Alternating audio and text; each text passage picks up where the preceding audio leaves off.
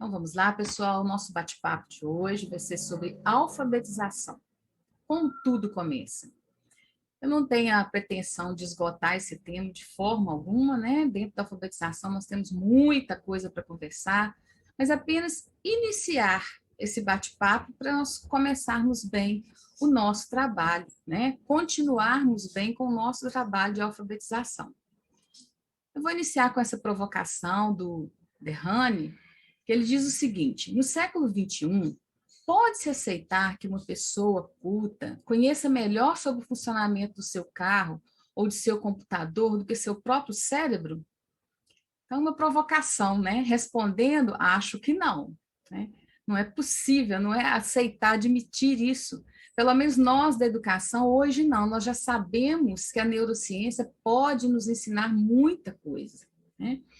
O Derrani, ele é um neurocientista, né? Ele escreveu muitos livros, ensinou muita coisa para a gente. Um deles é esse, Os Neurônios da Leitura. Nós vamos voltar a falar sobre Derrani em outro momento, mas por enquanto é só uma provocação.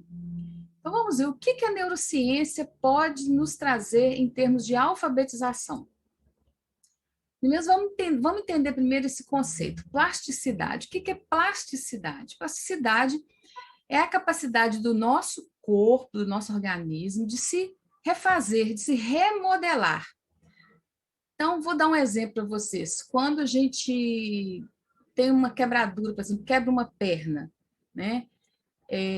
O nosso corpo quando você coloca lá o gesso, né, faz o tratamento, o corpo vai se remodelar para curar aquilo ali, para restabelecer.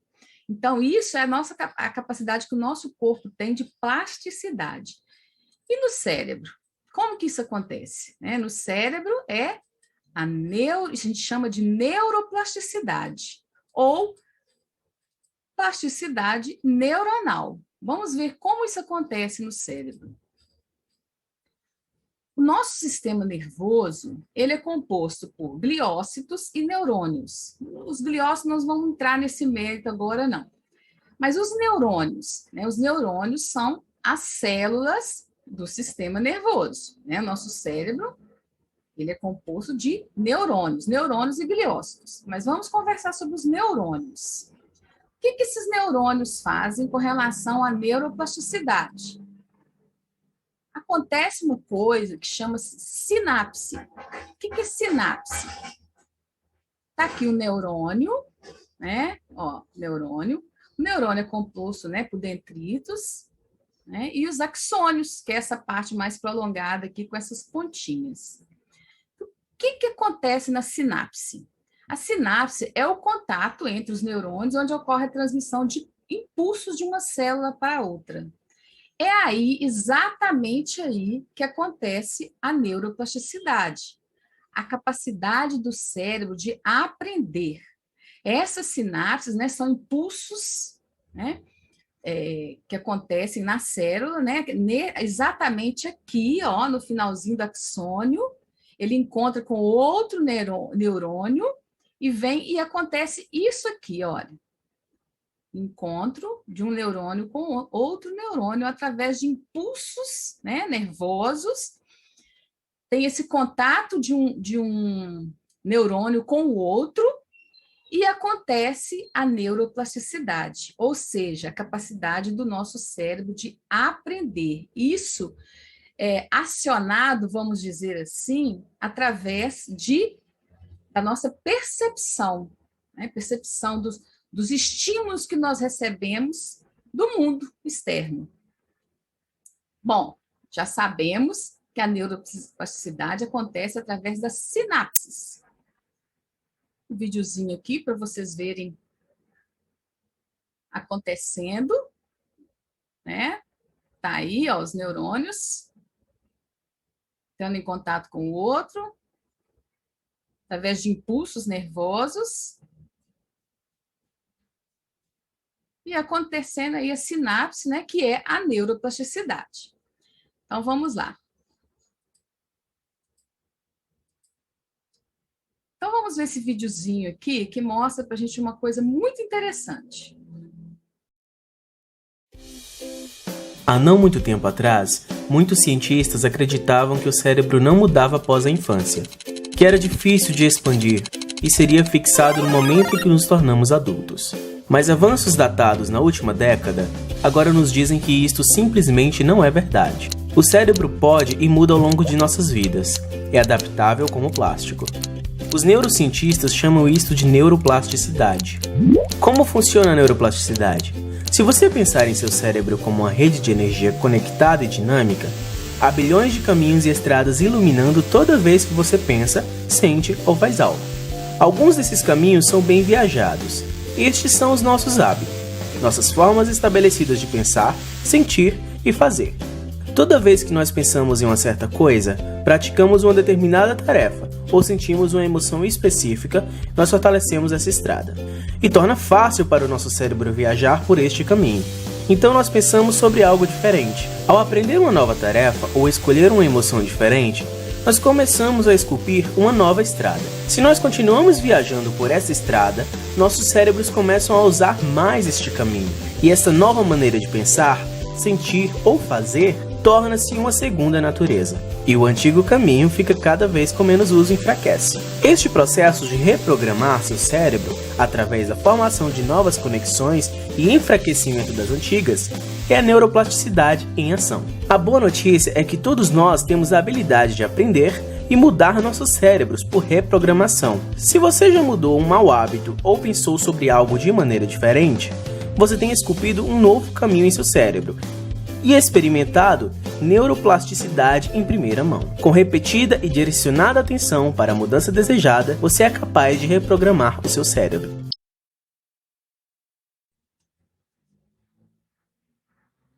Bom, pessoal, muito bacana esse vídeo, né? Mostra pra gente o quê? Exatamente, né? As sinapses acontecem, a neuroplasticidade, mas o que é mais importante pra gente da educação que falou nesse vídeo? O que é necessário? Constância e repetição. É isso que consolida a aprendizagem. Isso vale para a alfabetização, mas vale para tudo, absolutamente tudo na escola, o tempo todo, constância e repetição. Isso não significa que você vai repetir uma mesma atividade, uma mesma forma. A questão é você estimular o caminho, essa sinapse, esse caminho que é trilhado. Por exemplo, se você vai ensinar, por exemplo, rimas, então você ensinou o conceito de rimas, você abriu o caminho.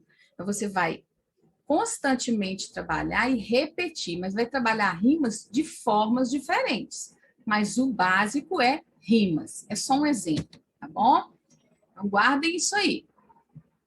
Então, como que o nosso cérebro aprende a ler? Exatamente. Vamos lá. Nosso cérebro é dividido em dois hemisférios, certo? O hemisfério direito e o hemisfério esquerdo. No hemisfério esquerdo, acontece o processamento sequencial e lógico.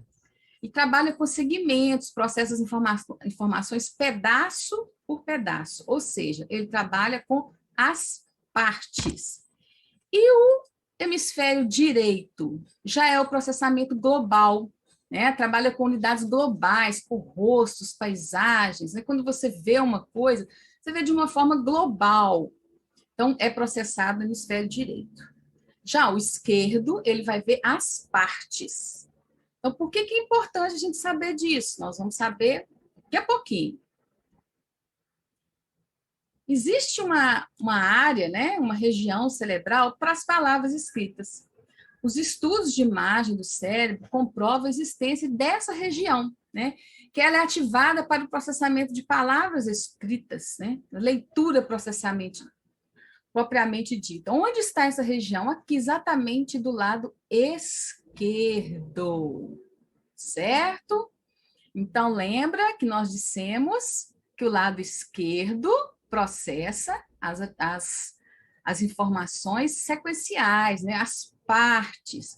E por que isso é importante para a gente saber na alfabetização? Daí o equívoco de se trabalhar com métodos globais, né, que ensinam a palavra como um todo. Não é assim que funciona o cérebro, não é assim que ele processa. as palavras são processadas do lado esquerdo, ou seja, são as partes. Então, isso aqui mostra para a gente exatamente que o ideal é se trabalhar com as partes primeiro, não começar com o todo, não vamos chegar a lugar nenhum. E às vezes vocês podem dizer assim, mas eu fui alfabetizada por método global e leio tranquilamente, não tive problema nenhum, conheço outras pessoas. Sim, existem pessoas que têm essa parte fonológica já naturalmente mais aguçada. Então, você pode ensinar por qualquer método que não vai ter problema nenhum, de qualquer forma, pode partir do global, né, do silábico, qualquer forma que não vai ter problema nenhum. Só que isso não é a realidade da maioria das nossas crianças, né? Nós sabemos muito bem os problemas que nós temos aí com a alfabetização. Então, aqui é só uma demonstração. Como que os neurocientistas descobriram? Como é que eles conseguem ver isso? Que é nesse lugar aí que é processado a leitura de palavras, né? Desse lado esquerdo aí. Aqui é um vídeo que fala sobre estimulação da música, tá? Eu não consegui um que mostrasse das palavras, mas por aqui dá para vocês verem, ó. Isso aqui é real, tá?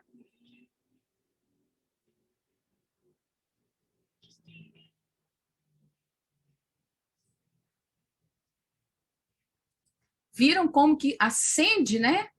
O lado esquerdo, exatamente, o lado direito, no caso, que é onde processa a música, né? Acende exatamente desse lado do cérebro quando a pessoa está ouvindo a música. Mesma coisa, o processamento das palavras. Foi assim que foi feito todos os testes, né? Que se comprovou que é exatamente naquela região ali, quando a pessoa está lendo, é aquela região que se ativa, tá? Então, nós vamos falar agora sobre o processamento fonológico, como que isso ocorre. Vamos primeiro ver alguns conceitos importantes, né, que a gente sempre vai falar sobre eles, que é grafema e fonema. O que é grafema? Grafema é letra? Não. Grafema não é letra. Grafema, as letras formam um grafema. O grafema é uma unidade da escrita, né, que abarca todas as realizações de uma ou duas letras do português. Então, o R é um grafema, mas RR junto também é outro grafema. Né? O A é um grafema, o AN também é um grafema, certo? Então, pode ser uma letra ou duas letras. Então, se falando de fonema, de consciência fonológica, isso é muito importante. Porque o que é um fonema? É a menor unidade sonora da língua. Ou seja, é a realização do grafema. Você olha para o grafema e como que você realiza ele? Através do fonema. Né? Então, por exemplo, o grafema R, como que é a realização dele? Como que é o fonema? Certo? O X, né? Como que é o grafema X, qual que é a realização dele? Mas a realização do grafema aqui, CH, também é certo? Então, esses dois conceitos são muito importantes. Grafema e fonema. Então, vamos falar sobre as vias de leitura. Os estudos, né, indicam, foi descoberto que existem duas rotas de leitura, duas vias. A via fonológica e a via lexical. Qual que é a via fonológica? Ela decodifica os grafemas e deduz uma pronúncia possível. Então, tenta acessar a significação, a conversão grafema-fonema. Ou seja, quando a criança, né, o adulto que for, está no processo inicial de aprendizagem da leitura, ela utiliza essa rota, que é apenas a decodificação daquele grafema e transformação dele em fonema. Então, é a rota fonológica. É assim que ele começa a aprender a ler. Está apenas decodificando aquele grafema. E tem a rota lexical, que já é uma via direta, recuperando desde o início a identidade da palavra e seu significado. Depois utiliza essas informações para recuperar a pronúncia. Ou seja, a via lexical, a gente diz que, assim, que é uma caixinha que tem, né, onde se depositam todas as palavras. com as leituras constantes, você vai criando o seu léxico, né? Sua caixinha, o seu depósito de palavras. Então, são inúmeras palavras, né? Quanto mais se aprende, mais vai crescendo. Mas quando a palavra já está nessa caixinha, nesse léxico, você não precisa mais usar essa rota fonológica, que é ir decodificando pedacinho por pedacinho.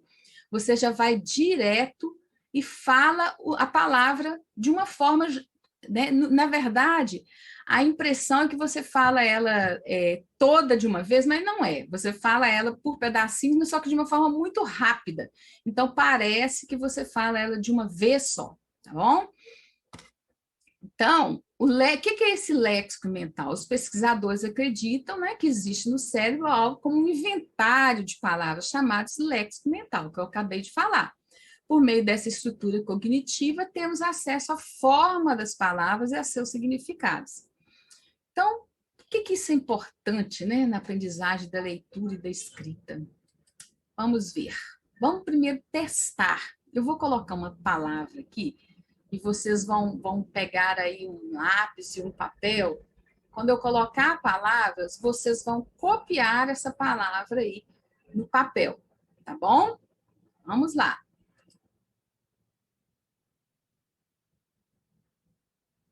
Escreveram? Agora eu vou colocar outra palavra e você vai fazer a mesma coisa.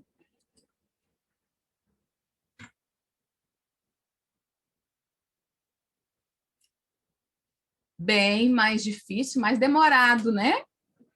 Por quê? Essa palavra é uma palavra alemã, está escrito aqui melancia.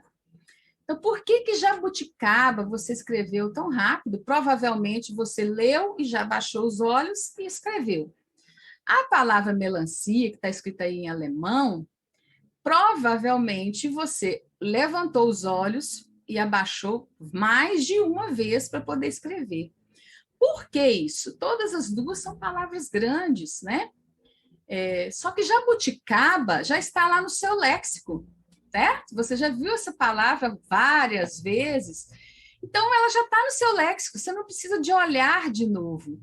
A palavra de baixo, né, que é uma palavra escrita em alemão, foi proposital, ela não está no seu léxico, então você precisa recorrer à rota fonológica. Você vai pedacinho por pedacinho para escrever, né? E para ler também. Então, isso aí é só uma experiência para mostrar para vocês o que é rota fonológica e o que é rota lexical, né? Os dois caminhos que se percorre para chegar para ler, né? O leitor iniciante, ele utiliza somente a rota fonológica, né? E aí é importante a gente saber disso, porque se você ensina por um método global, o que acontece? Ele decora as palavras vão direto lá para o léxico, né? Já ficam lá, e aí normalmente é um repertório menor, né? Então ele vai recuperar aquela palavra que está decorada.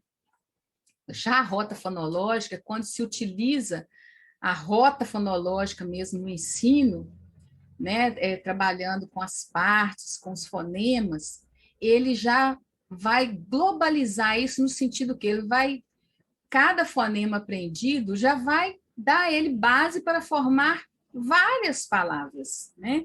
E aí ele vai formando, vai se alfabetizando da forma mais correta, ele vai se tornar um leitor mais proficiente. Então, quando as crianças estão aprendendo a ler, né, não tem uma coordenação efetiva dessas duas linhas, dessas duas vias. Ele usa a via fonológica, né, que é a decodificação mesmo, que aí faz aquela leitura silabada que a gente conhece lá no início, porque ele está usando a via fonológica.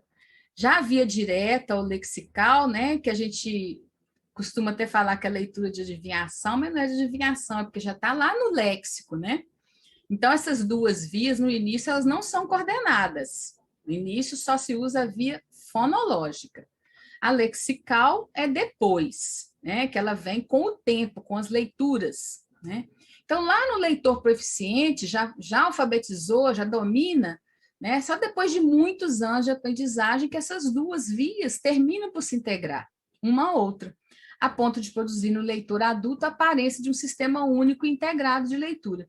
Porque ele já está tão habituado que ele, maior parte das vezes, ele vai pela via lexical, porque já está lá no léxico dele a maioria das palavras, e quando vem uma palavra desconhecida, ele recorre à via fonológica, mas de uma forma mais rápida, porque a forma como ele iniciou o processo de alfabetização foi através da rota fonológica, utilizando os sons, né?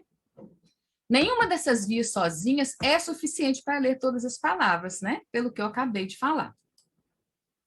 Então, a etapa decisiva da leitura é a decodificação dos grafemas e fonemas. É a passagem da unidade visual a uma unidade auditiva. Então, esse caminho é importantíssimo, essa fase de decodificação dos grafemas, para transformar eles em fonemas, para futuramente se formar um leitor proficiente. Então, como ensinar a leitura? Né? No plano fonológico, fazendo-se manipular os sons da fala. E no plano visual, fazendo reconhecer, memorizar e traçar a forma das letras. Vamos ver isso. Então, qual que é o caminho? Métodos de natureza fônica. Eu gosto de falar natureza fônica ao invés de método fônico, porque método fônico tem vários métodos que são de natureza fônica. Então, por isso eu digo método de natureza fônica. Você pode, não é uma única forma de trabalhar com sons, né? Tem vários métodos, várias formas de você organizar esse trabalho. Mas por que nós precisamos alfabetizar usando um método? Porque é um método que vai sistematizar o seu trabalho, que vai organizar o seu trabalho. O que as pesquisas revelam? Que a aprendizagem de leitura não é um ato natural, ele é cultural, ele precisa ser ensinado. Não é igual, por exemplo, a linguagem, né, a fala, que a criança aprende imitando, né, porque já está naturalmente ali, ela vai imitando. Agora, a leitura, não, ela precisa ser ensinada, porque ela é cultural, ela foi criada, ela não é uma coisa natural do cérebro, né? Então, existe um contexto de ensino sistemático, não pode ficar solto. A criança, ela não descobre o princípio alfabético, só expondo o material escrito, esperando que ela descubra, né? Um equívoco, quando chegou o método construtivismo, não é método, na verdade, né? A linha construtivismo, muita gente chama de método construtivista, que disse que muita gente entendeu que era para deixar a criança descobrir tudo. Então, gente, não é assim que acontece. Se você coloca um alfabeto, né, põe a criança em contato com o alfabeto, só olhando para o alfabeto, ela não vai aprender o nome das letras. Ela não vai aprender o som que aquela letra emite. Você tem que ensinar. As pesquisas comprovam que uma boa qualidade de escuta é fator determinante nas fases que envolvem a pré-alfabetização e a alfabetização propriamente dita. Então, aí nós entramos na consciência fonológica. A decodificação fonológica das palavras é a etapa-chave da leitura. Aqui é que está o caminho, né? Onde que tudo começa. O que seria consciência fonológica exatamente? É essa habilidade de refletir sobre as características sonoras das palavras, né? Os sons propriamente dito. Manipular os sons de forma consciente, né? Como sílabas, rimas, fonemas. E também a consciência de que frase e palavras faladas podem ser analisadas em unidades fonológicas menores que a palavra. Então, ou seja, é uma análise mesmo, consciência fonológica, nesse contexto da alfabetização, é a análise mesmo dos sons da nossa língua. como que nós vamos desenvolver essa consciência fonológica? Primeiramente, nós vamos aguçar essa criança, o ouvido dessa criança, né? A percepção dessa criança para os sons. Então, lá quando a criança está pequenininha, bem bebezinha, ela começa a crescer, está lá no berçário, no infantil, é muito importante que se desenvolva essa percepção para os sons do ambiente, qualquer tipo de som. Você já vai estar preparando a criança para esse trabalho de consciência fonológica. Depois entra o trabalho com as rimas, aliterações, consciência das palavras e frases, consciência silábica e consciência fonémica. Nós vamos ver cada um deles. Na consciência fonológica, é muito importante, isso aqui tem que ficar muito claro, o trabalho é oral, não é escrito. Você não pode trabalhar consciência fonológica dando uma atividade escrita. Por exemplo, dá uma palavra e pede para ela procurar qual a outra palavra que rima com ela, e você dá isso escrito. Nós não queremos, nesse momento, chamar a atenção para a escrita, nós queremos chamar a atenção para o som. E se você entra com a escrita aqui, você inibe, tá? Essa percepção do som, e nós não queremos isso. Então, vamos lá às rimas. O que é rima? É repetição de sílabas iguais ou parecidas no final de palavras. São palavras que terminam com o mesmo som. Quando você for introduzir o trabalho com rima, você vai falar dessa forma para a criança? De forma alguma. Você vai ver qual a melhor forma de você explicar para eles o que é uma rima, certo? Então, é importante perceber, rimas é diferente, né? Perceber rimas é diferente de produzir rimas. Então, nós vamos trabalhar mais com a percepção, para que eles percebam a rima. Produzir, pedir para ele falar uma rima, já é mais avançado, é mais para frente, né? Inicialmente, a gente trabalha só com a percepção da rima. Aqui uma história muito bacana e interessante para se introduzir esse trabalho com rima, né? É o livro Você Troca, de Eva Furnari. Vou passar pelo menos um pedaço dele. Hoje nós vamos ouvir Você Troca, de Eva Furnari.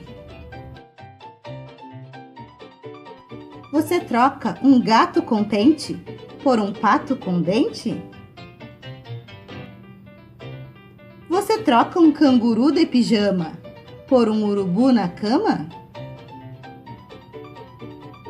Você troca um coelho de chinelo por um joelho de cogumelo? Você troca um leão sem dente por um dragão obediente? Você troca uma ratinha de camisola por um passarinho na gaiola? Você troca uma taturana molhada por uma banana esmagada? Você troca um espião com preguiça por um ladrão de salsicha?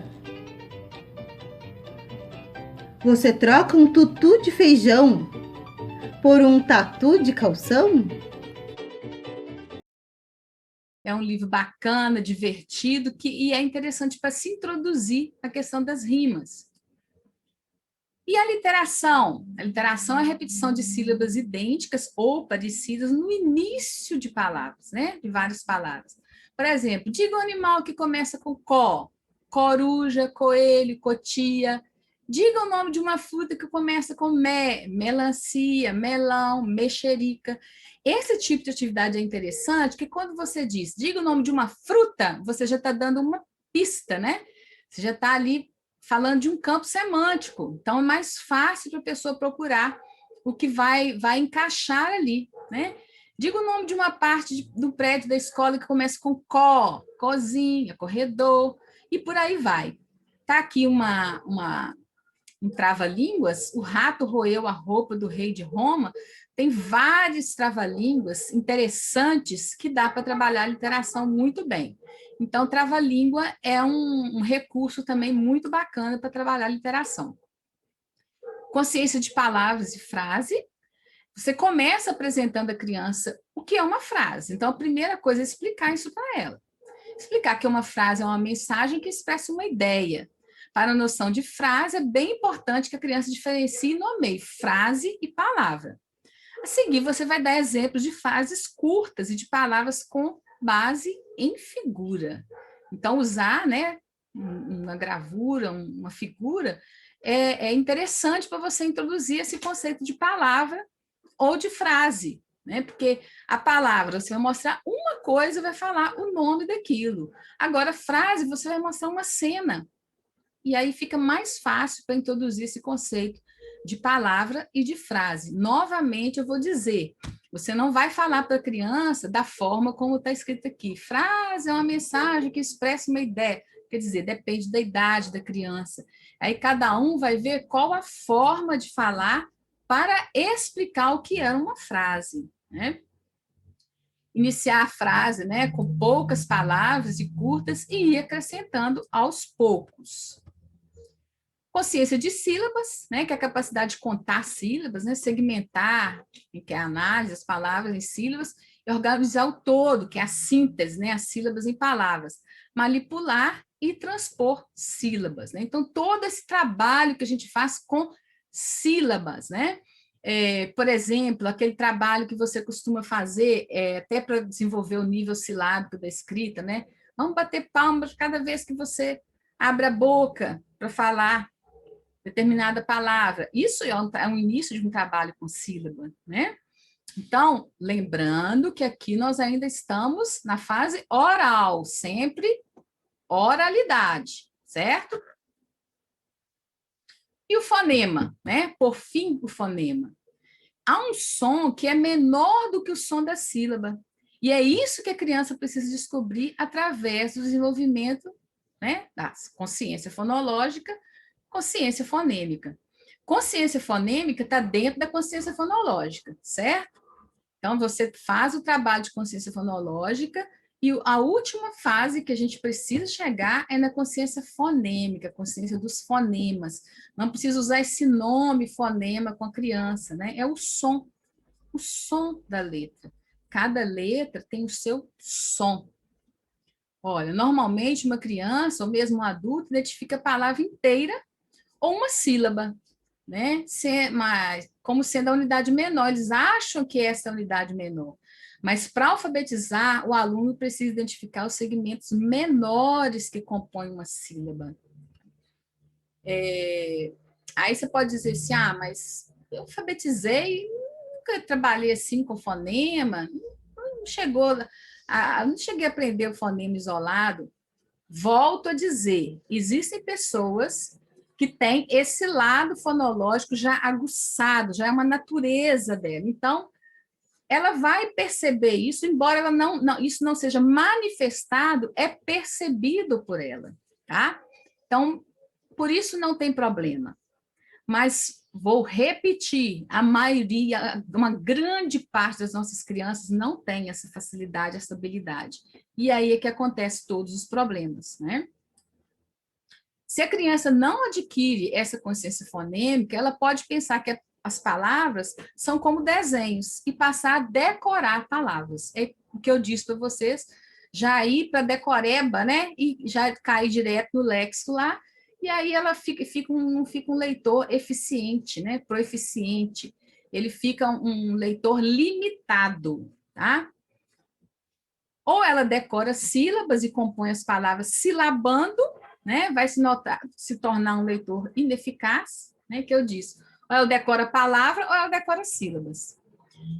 Somente a tomada de consciência sobre os fonemas permite adquirir o princípio alfabético, um dos passos importantes para uma alfabetização eficaz. Então, tomou a consciência dos fonemas, pronto, ela generaliza, ela é capaz de ler qualquer palavra de uma forma proeficiente. Uma dica para os professores, né? Se você tem dificuldade de assimilar a pronúncia do fonema, uma boa estratégia, tem vários vídeos ensinando como que é a pronúncia de cada fonema, mas essa aqui é uma boa estratégia. Por exemplo, você quer assimilar para você, antes de ensinar para o aluno, como que se pronuncia o fonema, né, do grafema L, né, o L. Então, você pega uma palavra, lata, lata, e vai lá, lá, lá, até você extrair o fonema que você deseja. É uma boa dica. Bom, e a escrita? A escrita deve estar presente desde o início da aprendizagem da leitura. Ela contribui para o reconhecimento das letras, a aquisição da consciência fonêmica e o conhecimento das correspondências grafema-fonema e fonema-grafema. Aprender a escrever é um dos melhores meios de aprender a ler e vice-versa. Gente, a aprendizagem motora, ela é muito poderosa. Tudo que você aprende utilizando o corpo, ele é assimilado muito mais fácil. Então, por isso, a escrita, ela deve caminhar junto com a leitura. É claro que você aprende primeiro a ler, depois a escrever, mas isso tem que ocorrer quase que simultaneamente, tá? Para que a aprendizagem da leitura seja mais efetiva. E aí tem uma questão da escrita que é muito importante, que é a questão da simetrização. Veja bem, essas duas xícaras. Tanto faz a alça de uma xícara tá para a direita ou para a esquerda. Você reconhece a xícara como sendo a mesma, né? Isso é uma inversão horizontal. Mesma coisa a questão da mesa. Né? Se ela tiver de cabeça para baixo, cabeça para cima, não interessa. Você sabe que é uma mesa, é uma inversão vertical. O cérebro, ele já faz isso. Né? Você pode pegar qualquer objeto, né? Celular, por exemplo, ele está assim, ele está assim, ele está assim, não importa, você sabe que é um celular, certo? Para que os neurônios reconheçam qualquer coisa como sendo a mesma, é desprezar a diferença entre esquerda e direita, ou de cima para baixo. Né? E o cérebro precisa fazer isso. Senão, se você mudasse a posição de alguma coisa, o seu cérebro já não reconheceria mais aquele objeto. Então, é importante essa capacidade que o cérebro tem de simetrização. Mas, em se tratando de alfabetização, de escrita, existe um complicador, né? Essa percepção, ela terá que ser refeita na alfabetização. Vejam bem, a letra E, por exemplo, olha, um exemplo, né? As 3 retas horizontais paralelas só pode ser à direita da reta vertical para formar a letra E. Se você virar, não é a letra E mais, certo? Então, essa questão natural do cérebro de simetrizar aqui complica, porque não é natural, né? A escrita foi inventada, o cérebro ele não é preparado para isso. Quando chega nessas outras letras, a coisa complica ainda mais, né? O D com o B, por exemplo, são iguais, elas só são viradas de um lado para o outro. Se você vira o lado, já é outra letra, né? Reconhecer se o semicírculo está à esquerda ou à direita, né, da haste, né, que espelhamento horizontal. O P e o Q, mesma coisa, né? Então, a coisa complica quando chega a alfabetização. Essa generalização, né, essa simetrização, ela deve ser desaprendida. Olha o que nós temos que forçar o cérebro a fazer. Nós devemos aprender que as letras não são simétricas. Né? Devemos treinar os neurônios a assimetrar. Olha só, o B virado para um lado para o outro. Está aqui uma criança, né, escrevendo. Aí eu coloquei um exemplo aqui, ó, que até já passei para vocês, das letras. A letra V aqui, até que ela já, se você virar a posição, não interfere, né? É a mesma coisa. Quer dizer, só se você virar de cabeça para baixo, que já não é V mais, né? Mas por isso, gente, porque como que você vai forçar o cérebro a aprender essa forma das letras, né? Você vai impedir o cérebro de simetrizar, ou seja, ele vai conseguir ver a posição mesmo, virar, né, a posição da letra automaticamente, ensinando exatamente esse traçado. É assim que você vai ensinar o cérebro da criança. Por isso a importância de fazer aquele trabalho de mostrar o traçado, né, a posição, no caso da letra V aqui, ó, de cima para baixo, de baixo para cima. com essa setinha, ensinando para ele como ele deve fazer, o traçado dele em casa. Isso é importantíssimo. Sabe aquelas crianças que escrevem espelhado? Exatamente porque ela ainda não conseguiu trabalhar essa parte do cérebro. Daí o nosso trabalho, né? Nós temos que treinar os neurônios para ele assimetrar. Aí eu coloquei aqui um vídeo, eu peguei de 3 professoras, né, nossas, para mostrar para vocês 3 formas diferentes de fazer esse trabalho, né, de treino do cérebro à distância, né, desse modelo remoto que nós estamos fazendo. Vou colocar aqui para vocês verem.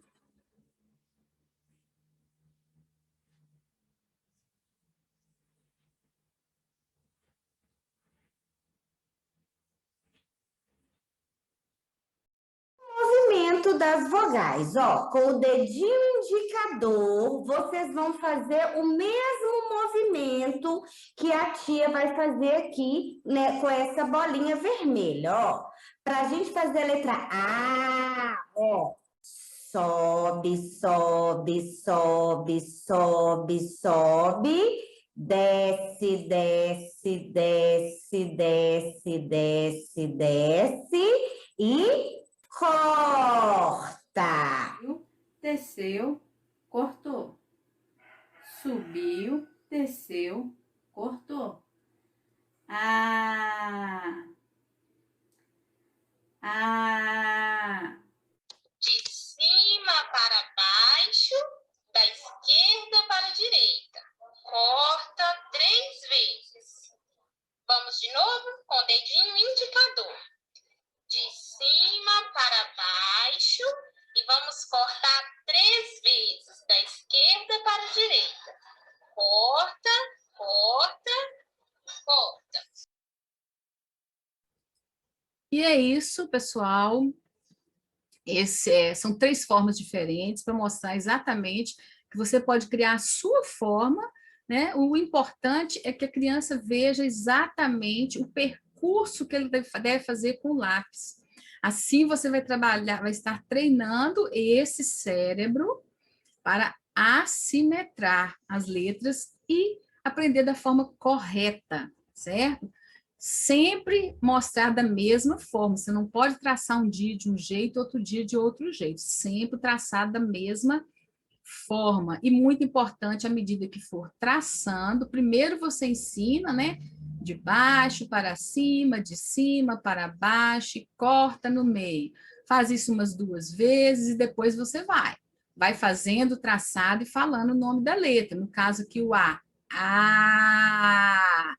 Porque aí nós estamos juntando leitura e escrita, que é o desejável.